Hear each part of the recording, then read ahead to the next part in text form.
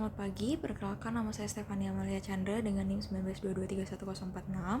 Pada kesempatan kali ini saya akan mempresentasikan dari salah satu metode survei konsumsi pangan, yaitu metode diet quality yang menggunakan indeks HEI 2015, HDI 2015, AHEI 2010, dan Mellence Diet Index.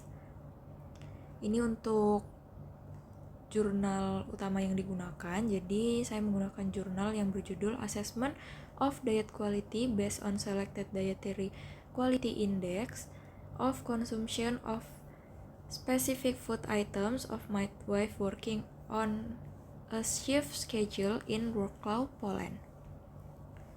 Untuk tujuannya, ini adalah menilai kualitas diet bidan yang bekerja shift menggunakan 4 indeks diet quality, yaitu HEI 2015, HDI 2015, AHEI 2010, dan Mellence Diet Index. Kemudian menganalisis variasi kebiasaan makan bidan berdasarkan jenis shift, yaitu pagi, malam, dan hari libur dalam kelompok tersebut. Untuk subjeknya, ini menggunakan 50 bidan yang bekerja dengan sistem shift di 4 rumah sakit umum di Wrocław, Polandia dengan rentang usia 25-70 tahun.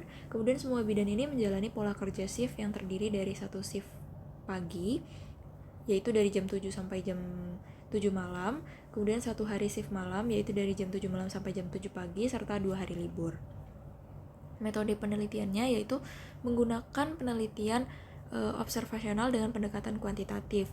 Metode yang digunakan adalah diet quality dengan 4 indeks, yaitu HEI 2015, HDI 2015, AHEI 2010, dan Mellence Diet Index. Kemudian data konsumsinya ini dikumpulkan melalui food record selama 3 hari. Selain itu, data antropometri juga dikumpulkan yang meliputi tinggi badan menggunakan stadiometer, berat badan dan komposisi tubuh melalui BIA dengan Tanita BC 545 serta lingkar pinggang dan lingkar pinggul menggunakan pita pengukur dengan standar akurasi 1 cm.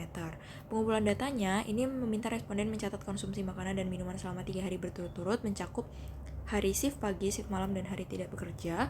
Kemudian pengolahan datanya ini memasukkan data food record ke dalam program food processor SQL version 981 untuk analisis komposisi makro dan mikronutrien. Kemudian untuk analisis datanya, ini dilakukan dengan menghitung rata-rata skor dari masing-masing indeks diet quality. Perbedaan skor diuji menggunakan uji non-parametrik seperti Friedman dan Wilcoxon-Post-Hoc test. Ini untuk hasil penelitiannya, jadi sebanyak 66% bidan ini mendapatkan skor rendah berdasarkan HDI 2015. Rata-rata skor HEI 2015 adalah 55,79 dengan nilai minimum 29,55 dan maksimum 81,93. Untuk rata-rata skor AHEI 2010 adalah 38,62. Kemudian berdasarkan Mellence Diet Index, ini 40% diet konsisten dengan pola diet dengan skor rata-rata 3,51. Kemudian untuk diet dengan skor diet ini lebih dari atau sama dengan 4,5, memiliki konsumsi daging olahan signifikan lebih rendah. Kemudian konsumsi gula tambahan ini lebih rendah, jumlah makanan per hari lebih sedikit, dan total energinya lebih rendah dibanding dengan yang skor kurang dari 4,5. Kemudian sebanyak 70% bidan melakukan snacking dengan rata-rata 13% energi berasal dari snack. Kemudian tingkat kelebihan berat badan dan komposisi lemak tubuh ini menggunakan potensi risiko kesehatan terkait pola makan dan kerja shift. Ini untuk penyajian datanya yang disajikan menggunakan tabel, grafik. Kemudian untuk kelebihan dan kelemahannya, yang pertama kelebihannya, data konsumsi makanan ini lebih representatif dan detail, memadukan analisis kualitas diet dengan menggunakan 4 indeks diet quality, melibatkan pengukuran antropometris secara langsung.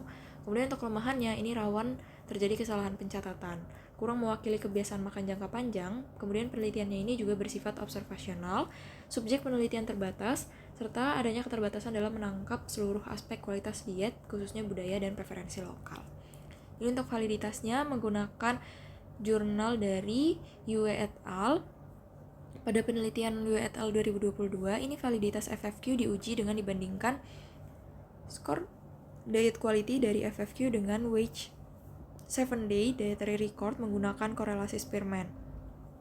Hasilnya, skor ini dikategorikan sebagai validitas tinggi. Kemudian, 2 skor lainnya ini menunjukkan validitas sedang. Berikut merupakan hasil dari uji validitasnya. Kemudian untuk reliabilitasnya ini menggunakan penelitian yang sama, yaitu dari Yu et al. 2022 Jadi reliabilitasnya ini diuji melalui pengukuran berulang dengan 2 FFQ yang diberikan dalam jarak 1 tahun. Lalu dihitung ICC-nya, kemudian hasil ICC-nya ini menunjukkan reliabilitasnya dari sedang hingga tinggi.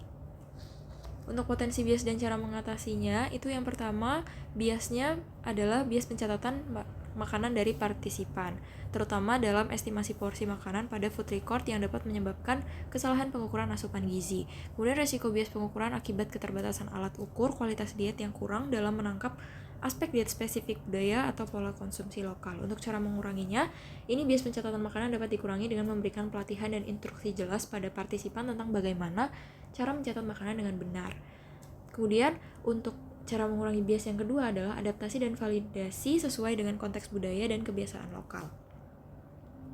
Untuk kesimpulannya, ini adalah tingkat kualitas diet bidan SIF tergolong rendah berdasarkan berbagai indeks diet quality, sehingga diperlukan perbaikan pola makan.